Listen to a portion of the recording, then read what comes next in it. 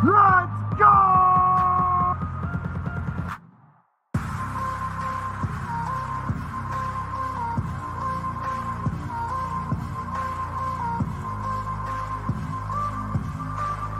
Welcome back to the Hall of Fame College Football Podcast. I'm your host, Jason Watkins. And if you love college football, you know you're in the right place. So before you forget, smash that red subscriber button, like our videos, and don't forget to ring that bell so you don't miss one moment of the Hall of Fame College Football Podcast. Hey, what's up, fellas? Glad to see everybody in the stream tonight. Looks like Coach Roybal is going to be out tonight. He's a little sick, under the weather. So you just get me. May have a guest popping in here in just in a few minutes to talk a little bit about a couple of things. Actually, I wanted to get into a little bit on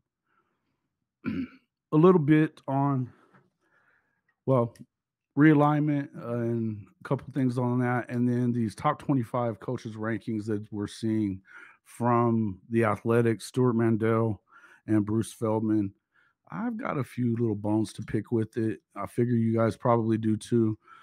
I'm not necessarily having an issue with Brent Venables and Steve Sarkisian not being on the list. But if they're not going to be on the list, then I feel like some of these guys shouldn't be as well.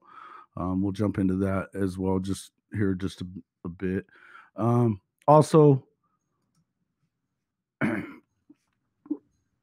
let's see. Also, we will talk a little bit about, I've been getting a lot of backlash since all this stuff about Lincoln Riley and everything that happened while he was still in Norman, the last 6 months of his stay. And just kind of going to go through a little bit of that, letting everybody know kind of what did really happen. Yes, Mike Gundy is on the list, Matt, as a matter of fact. So we will talk a little bit about that. I'm having some issues hearing myself here, so I hope everybody can hear me. Is it good? Is it loud? Let me know what you think on there, because I'm not getting any feedback on here. So let me see if maybe I've got some audio issues going on. That's why. No? Seems to be okay. All right. That's cool. All right. Yep. I agree. It's kind of BS on that. Yeah, let's just jump into that a little bit. We'll get into the first set of rankings coming from Bruce Feldman.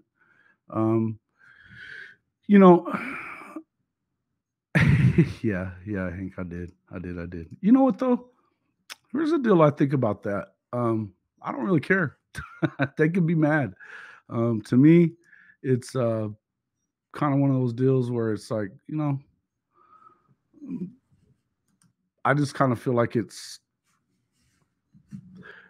true. I didn't say anything that was wrong. You know what I mean? When it comes to that stuff. And we'll get into that in just a bit. But talking about these rankings, let's look at Bruce Feldman's. I'm going to share this screen with you just a bit. We'll kind of run through this for just a second. And then we'll kind of talk about it. But let's see, where is it? Yeah, I believe this one's it. All right. Yeah, so as you see, number one on the list, obviously Nick Saban, Kirby Smart 1 and 2, Dabo number 3. The other list is pretty similar. It's got Saban 1A and Kirby 1B. Absolutely. So those are probably right. Dabo, I mean, I feel like he's definitely one of the top coaches. I don't know that I have him at number 3. I don't think that Harbaugh, I mean, winning the Big Ten, in my opinion, isn't that big of a deal right now. But he has been in the playoff 2 years in a row. I don't have a terrible problem with it. The first one that I'm running into that I have an issue with is James Franklin. Um, I don't get any of this when it comes down to it because he beat Utah once. Cam Rising got hurt in the Rose Bowl. Um, I mean, these two right here, Ryan Day and Franklin. I have a hard time believing that James Franklin has done enough to be considered, particularly in a top 5 scenario. If you want to throw him in the top 25, then I'm probably not going to have a huge issue with it. The one that I just don't understand, um, why in the world everybody thinks he's so great. Um, yeah, I mean, let's see what. Yeah, 1 to 6 should be playoff coaches in some stretch. Yeah, I guess so. I mean, and like these, everything is set until you get to number 5, and then I guess if you want to talk Ryan Day, um, you can go there if you want to. My thing is with Ryan Day is that he took over a program similar to what Lincoln Riley did at Oklahoma that was fairly ready made for him. Um, for whatever you want to say about Urban Meyer, the guy just won everywhere he went, and they actually, they won the first college football playoff. He's been to a couple of playoffs since then. Um, I wouldn't say that I would believe too much in what's going on with the. Hey, what's up, Q? Hey, good to see you on the show.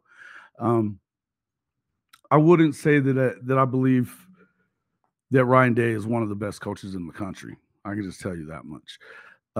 He recruits well. His offenses are great, and I think that the reason that he gave any kind of game to Georgia was that the conditions for them were perfect.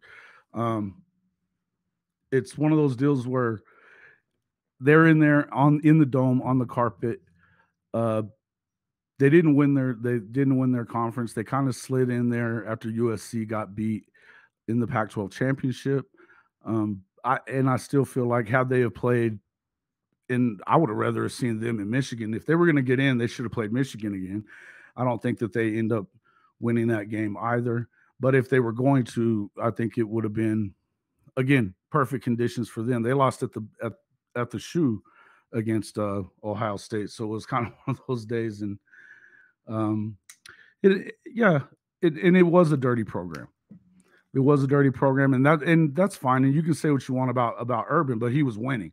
But the thing is that he's not doing anything that it takes in order for you to. I know he did hire another defensive coordinator trying to get that thing turned around there, but I just don't know that he's able to service that team as needed. I feel I've said this a bunch of times. I think he's Lincoln Light. I really do. I think he's Lincoln Light.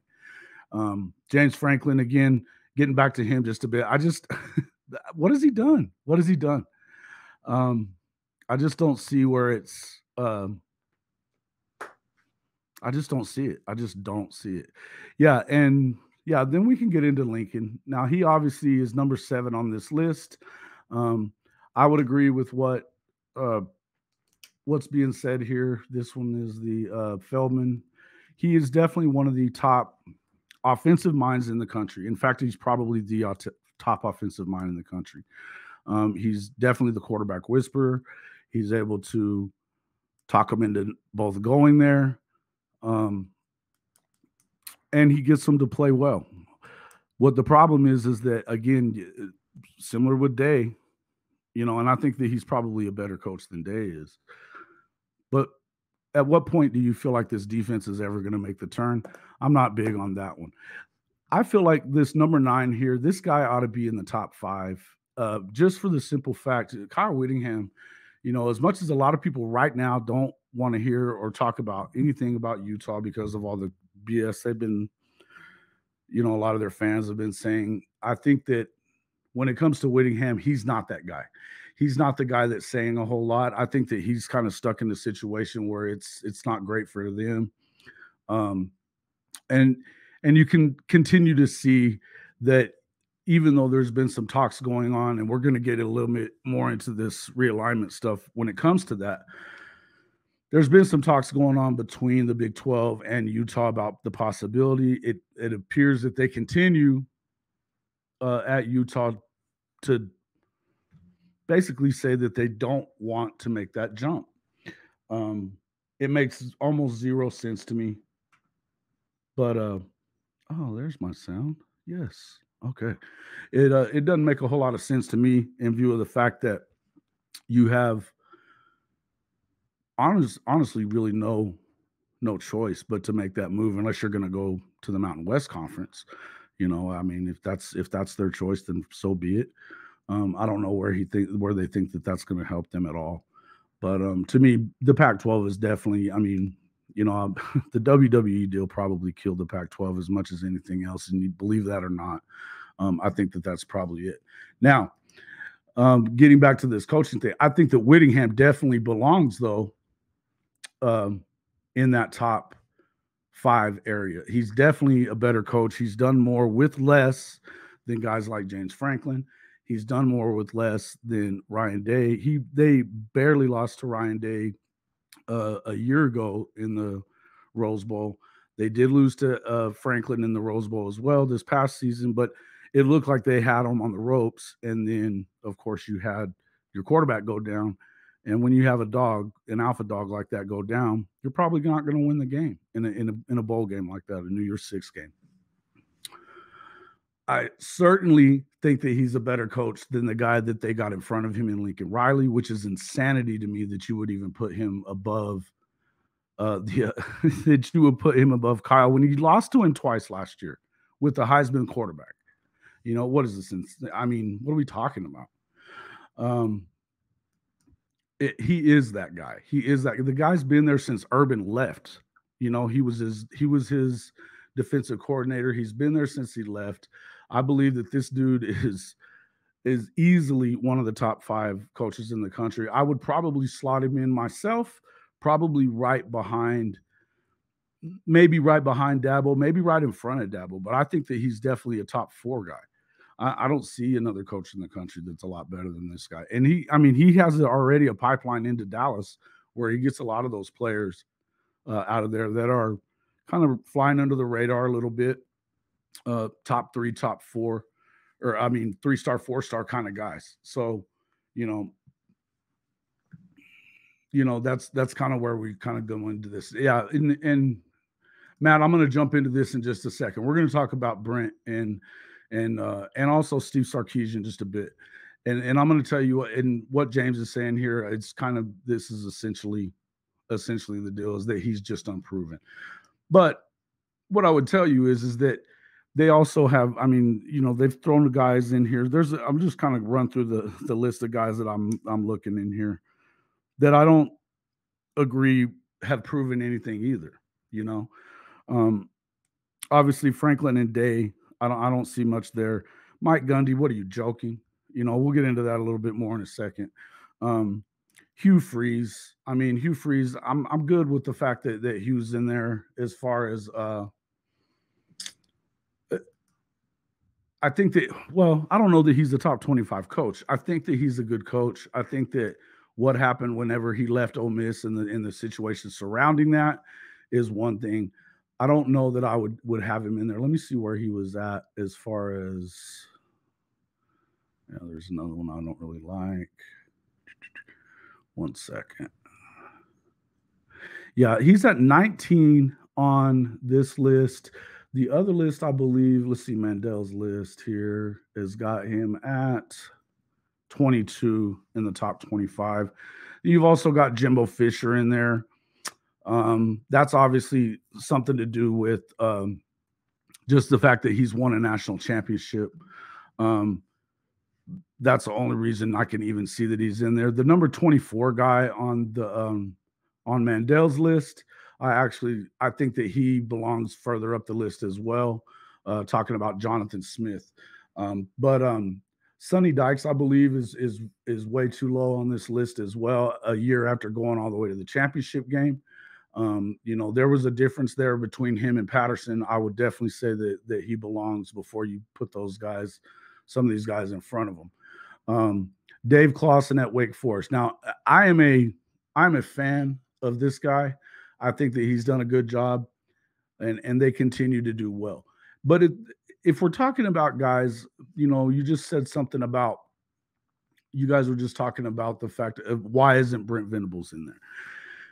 Dave Clawson, as much as he's winning in the ACC and he's had good teams and they're competing, they were trash before he got there. I think he's a great coach. Don't get me wrong. Is he a top 25 coach? What's he done? What has he really done? He's not recruiting at the top of his class. He's not and maybe that's why you think he's a great coach. 11-2. He's had an 11-3 season. That's the best in school history. Good for him. But again, outside of, okay, I can give you that. Fitzgerald, yeah, okay, I'm good with that too. But in saying this just about Dave Clawson, and I think that, this is pretty high up on the list here, guys, for not having made a playoff, for not really having when was the last time that he won the ACC? I don't think he's won the ACC. I think the year that they did it was pretty Clemson's dominance, and it wasn't him. I think he's a decent coach, but I don't see what he's done. Okay, I just don't see what he's done. Now, Chris Klieman absolutely belongs where he's at. Okay, yeah. Let's see. Yeah, I would say Chris Klieman absolutely belongs there, or maybe further up the list. The job that he's done, the job that he has done at Kansas State has been incredible. I would even say, where is our boy? Don't tell me. Okay.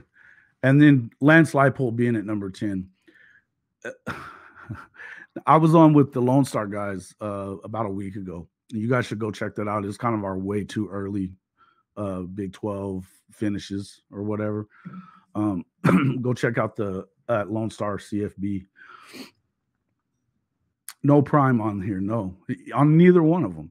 And so again, I would say that when you start thinking about, okay, so I kind of throw Coach Prime into the same list as what I'm going to talk about with Brent Venables, is the fact that no, they're probably not proven enough yet for the larger picture, right? We're going to get into that a little bit in just a second, but let me talk about Lance Leipold a second. Him saying I was struggling to find someone for the 10 spot after writing up 5 or 6 coaches. I started looking at Leipold's capsule and realized this is the guy. Been a miracle worker in Lawrence. He absolutely has. They went 6-7. They hadn't won more than 3 games. And they won what? 3 Big 12 games in 2022. Yeah, listen. I hadn't realized it was this many, but these Division III championships that he won, 6 of them at Wisconsin Whitewater, 2-time MAC Coach of the Year at Buffalo. At Buffalo, he goes 24-10. And he was always continuing to do better. I think that it's a perfect situation for him in Kansas. I don't see you ever a school like Texas is never going to hire this guy, right? They probably wouldn't hire Klieman either, right?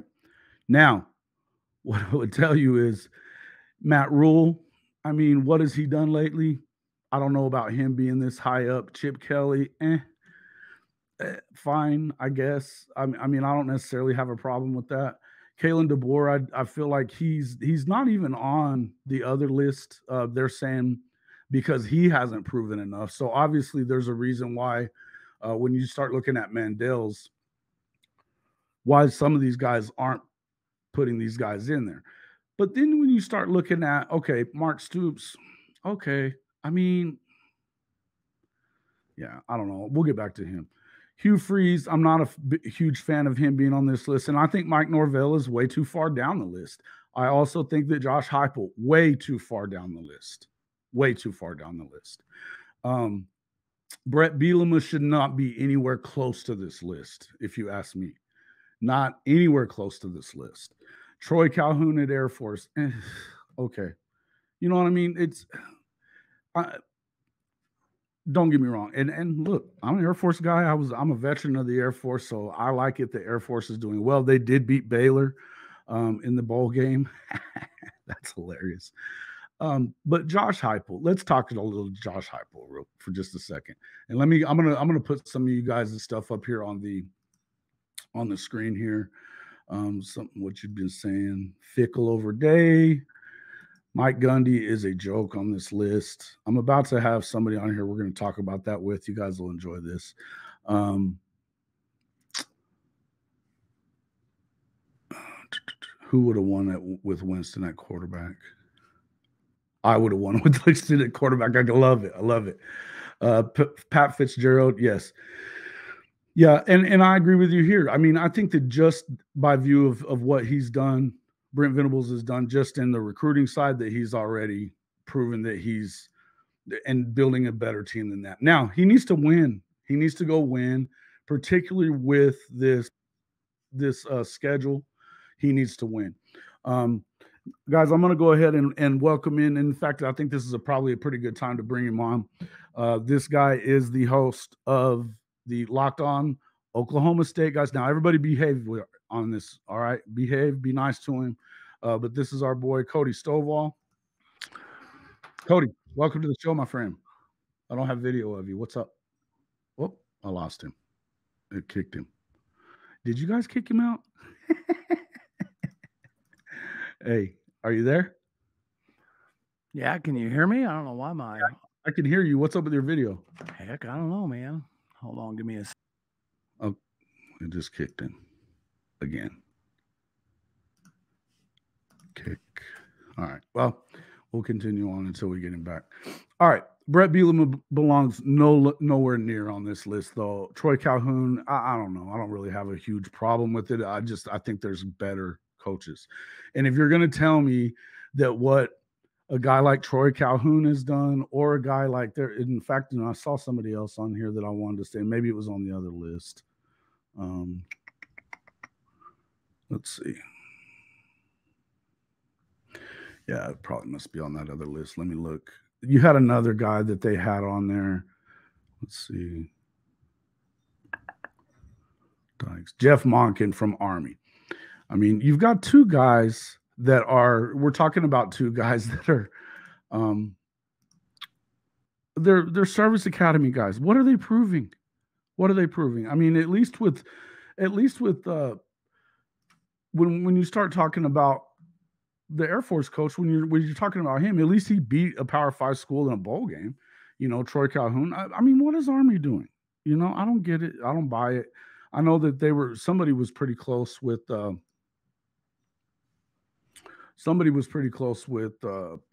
Notre Dame this past year. I think it was Navy maybe, but in any event, I'm not saying these guys aren't good coaches. Are they top 25 in the country coaches though? No. You know, it's just insanity. Yeah, and to me, these guys say stuff and they do these rankings. And again, this isn't an exact science, and of course, it's going to be subjective. That's great. I'm good with that.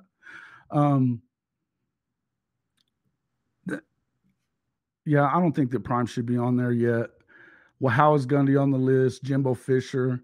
Yeah. Matt Campbell is on the list. Matt Campbell is actually on the list at, where did they have him? He may have just been on one of them. But he's on Mandel's list down towards the bottom. But they've got, so Mandel has Mike Gundy at 14th on his list. Matt Campbell's number 25 on his list. Let me see if Gundy made the list for, I don't think Gundy made the list for the one that I'm looking at here for Feldman, which thankfully Feldman gets it on that. Fickle, I believe, is right up there at the top of both of these lists. He should be. Jimbo, I don't buy into. I don't really buy much into Mark Stoops either, because of the fact that he's at freaking Kentucky. You know, he's at Kentucky. And it's just it's crazy to me. It's crazy to me that you've got a guy that, okay, he's won some games, but what huge game has this guy won? And winning 7 or 8 games in the SEC because it's the SEC doesn't necessarily make you a top 25 coach. And I'm not even saying that I'm not a fan of him. And I think that he's probably earned a job for life at Kentucky. Great. You know, but are you ever going to see these guys really contend for an SEC championship? No. Yeah, and again, I'm not. But there's another side of that, Matt. There's another side of that. What you're saying here. What would he do if you gave him a contender's job? Because he could probably get one, right? What's he going to do? What's he going to do there? What's he going to do if you gave him Florida instead of Kentucky? What's he going to do if you'd given him Tennessee? Is he going to go in there and flip that thing around the way that Josh has done? Because again, I'm with you guys. I think Josh ought to be a top 10 easy guy. They've been a dumpster fire. A dumpster fire. Okay. Okay, based on what though? Based on what? Because is this a guy that's going to be able to go in there and let's just say like Florida, or let's say Florida, and let's compare that job to Florida and Tennessee even, right? Now, Josh Heupel, obviously Tennessee's, it's got more tradition, so they're going to do better, right? But do you think that he goes in there and does the same thing that Josh just did? I don't. Right? He's more defensive minded, run the football, do this, no dynamic offense. Without that dynamic offense, what are you going to do then? Right? I don't see it. I have a hard time believing that. Now, on top of that, where is he going to recruit in comparison to these other guys? If you start looking at old G5 Billy at Florida, and that's probably going to piss off our Florida boys that love us, but that's what he is. He's G5 Billy. Exactly. I believe that this is the perfect. I think that where Mark's at, I don't necessarily have a problem with him being in the top 25. I think that him ahead of some other guys in the top 25 is an issue because of the fact that I just don't think that you can put him on a contender program and he's going to be settle in and become a contender all the time. I don't think that even in the case of when you start talking about Florida and Billy's bringing in guys that are going to, these are, stud quarterbacks. They just picked up another 4-star for the 25 class today. If you watched any of his film, he's unbelievable, great athlete. Is he going to get those guys? I don't know that he is. And I know that he's, and I mean, I think that when you start talking about Josh Heupel, same thing. Look at the job that Josh did while he was at UCF. Look at the job that that he did as coordinator whenever he was at Oklahoma. I think that there's a difference. That's a real. He's in a big time situation. He can win big time games no matter where he's at. I don't know that I believe that Mark Stoops would do that. I don't know that he wouldn't. Maybe I'm wrong about that. And if I'm wrong, fine. And I'm not trying to badmouth Mark Stoops. I'm a fan. I'm a fan of it. I just don't see it. Okay. Yeah, but man, that'd be tough for him, I'm just talking about possible contenders. I mean, what do you think he does at, say, LSU? I think that he would I don't think that he's anywhere close to the coach that Brian Kelly is. I don't think that he's anywhere close to the coach that Brian Kelly is. I think that he would underachieve and be out of there in 4 years. No doubt. Yeah, at Nebraska, you talk about volatile. They still have expectations of them doing the things that they were doing at, 25 years ago. That's not who they are. It's not who they are. Iowa, yeah, maybe Iowa. I could see that. Sure.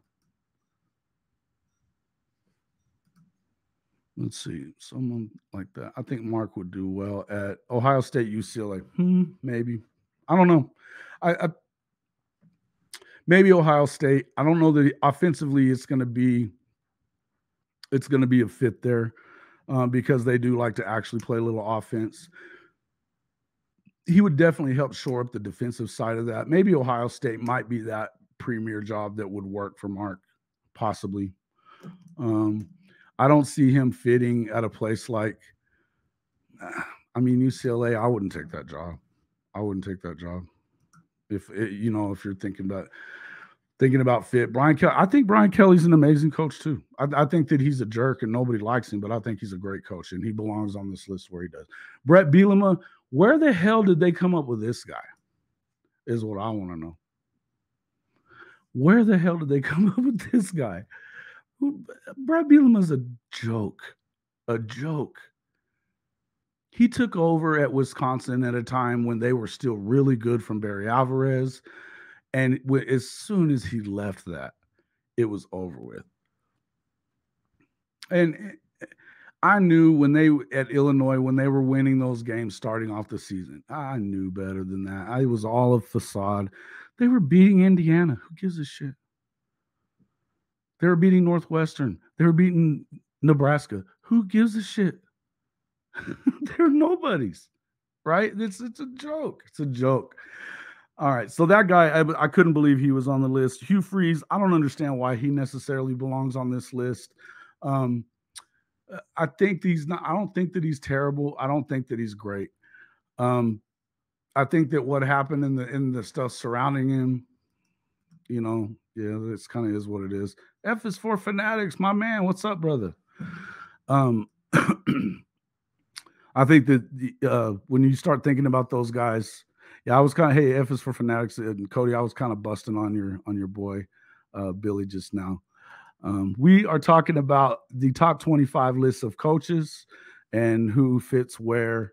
We were just right now, I'm busting on some of these guys that are on the list and some that aren't. Not huge on the Hugh Freeze addition to the list. I think Norvell probably belongs a little higher up. I think Jimbo being on the list is a joke, a complete joke.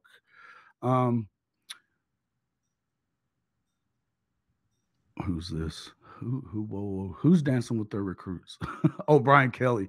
Yeah, these guys. Yeah, stop it with Brian Kelly. That guy's a trip. I think that he doesn't help himself when it comes to his view of whoever. I think that he has already sold his self to the team. They buy into him. I think that the fact of what he did at Notre Dame, even making the playoff a couple of times, I couldn't believe that they did it. Yeah, they did. And that's what I was saying. When you start talking, we were just kind of talking about Mark Stoops in comparison to, like, I think that he's on this list. He's a good coach. I don't know that he belongs on the list so much because what you're doing at Kentucky, and maybe you guys agree with this, maybe you don't, but what he's doing at Kentucky, Cody, it's not the same thing as doing it at Florida or doing it at Tennessee or doing it at LSU or something like that, because I just don't know that he has the recruiting chops to do that. The list comes from The Athletic. There's actually two of them. I'm going to share both of them before this is all over with. But let's see, Mike Norvell at 21. I think the hype will being at 22 is a joke on this one. Let me look and see where he's at on Mandel's list, because I think that's just crazy. Yeah, he's at 18th on Mandel's list. We're talking about a guy who went and killed it at UCF as well. 2 years in at Tennessee. I think they were as good as anybody in the playoff, not named Georgia. I just don't understand that. Yeah, Kentucky, Kansas East. I agree. It's just one of those things that you're just not going to. The fact that he's going to do fairly well, win 8-9 games more times than not, maybe 7.